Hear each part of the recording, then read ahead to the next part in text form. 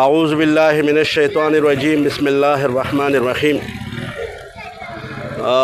ډېر انتهایی د افسوس خبره ده چې نن یو ځل بیا صوبایي حکومت او مینا خان افریدی د علاقې سره بار بار ظلم کوي او موږ د دغه ظلم خلاف جماعت اسلامي د ان سی امیر په قیادت کې راوځو.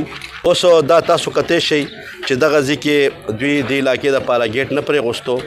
ځمکه د علاقې فلاح بهبود د علاقې ځمکه د علاقې دا ډاک په د علاقې کې دی او د علاقې د پاره دوی سره پریدي. نو دلته په منګه دیوال گزار کو او دغه ته منګ په زور باندې گیټ پرې غوښتو. دویمه دا خبره ده چې دا ډاګ منګ د اسپیټال لپاره چې د کې بس اسپیټال چې چا حکومت راشي د کې بس اسپیټال جوړیږي. انتهایی د افسوس خبره ده، د شرم خبره ده چې دلته فلیټونه راوستل. په یو صورت باندې فلیټونه دلته نه پریدو، دلته بس اسپیټال جوړیږي چې کله د فلیټونو دننه خښته کې غوستل شو ټول علاقه به راوځو او موږ به د هغې مخنیوی کوو. درېیمه خبره زما دا ده چې دوی له موږ له ځای پرېښی و چې یاره موږ به دلته جنکو کالج جوړو. جنکو کالج هغه ځای کې پنجکټۍ طرف ته پرېغوستو، هغه ځمکې دپاره خلکو انتقالات را پیدا کړل او هغه انتقالات وایي چې یاره دا ځمکه زموږ ده، هغه ډسپیوټ ځمکه ده، لہذا موږ به کالج دې ایریا کې پرېږدو. دې ایریا کې به موږ ته د جنکو کالج راچئ چې ځکه چې آبادیم دې طرف ته ده چې دا عین الکونسل هم ترې مستفید کېږي او هغه عین الکونسل هم ترې مستفید کېږي. نور دې صوبایي حکومت او سپیشل مینا خان افریدي موږ سره ډېر ظلم راغستی دی، ډېر زیاتی راغستی دی. لہذا موږ به انشاءالله د هر ظلم خلاف جماعت اسلامي ولاړئ. جماعت اسلامي به د هر ظلم مخنیوی کوي. جماعت اسلامي به د په ګریوان کې لاس اچوي او دنه به موږ د دې علاقې حق انشاءالله په زور اخلو. ځکه چې په رضا خو نه کېږي، په رضا خو د داسې کار وکړو چې دی بار بار راوځي او بار بار د دې علاقې حق تلفي کوي.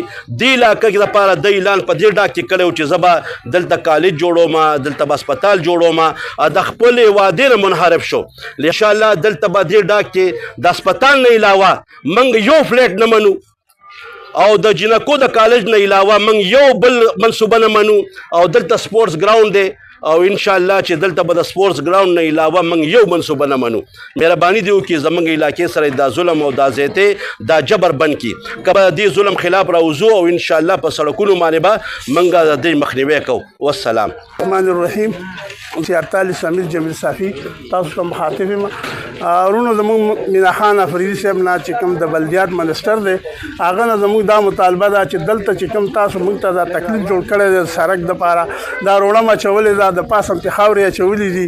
دا خاورې چې کوم دی موټر سایکل تیزیږي یا ګاډي تیزیږي، بې انتها دوړې جوړې کړي دي. د دې نه هر قسم بیماریان جوړېږي، هر قسم تکلیف عوامو ته دی. د دې نه علاوه چې کوم دی دا مهرباني دې وکړي چې دې باندې خپل تارکول زر ته زر واچوي او دا کار دې چې کوم دی تیزۍ سره وکړي. ځکه چې موږ ته ډېر زیات تکلیف دی د دوړو نه او د دې چې کوم دی د ګرد و غبار نه. او بیا د هغې نه علاوه چې دلته کوم دا ستنې دي دا هر ټایم چې کوم دی د حادثې سبب جوړېدی شي او دې کې چې کوم دی د دا ستنې زر ته زر لرې کړي او دا چې کوم دی موږ ته دا روډ کلیر کړي. دا زموږ د مینا خان افریدي مطالبه ده او که نه کوي بیا به د خلاف چې کوم دی موږ راوځو او اواز به جماعت اسلامي اوچتوي.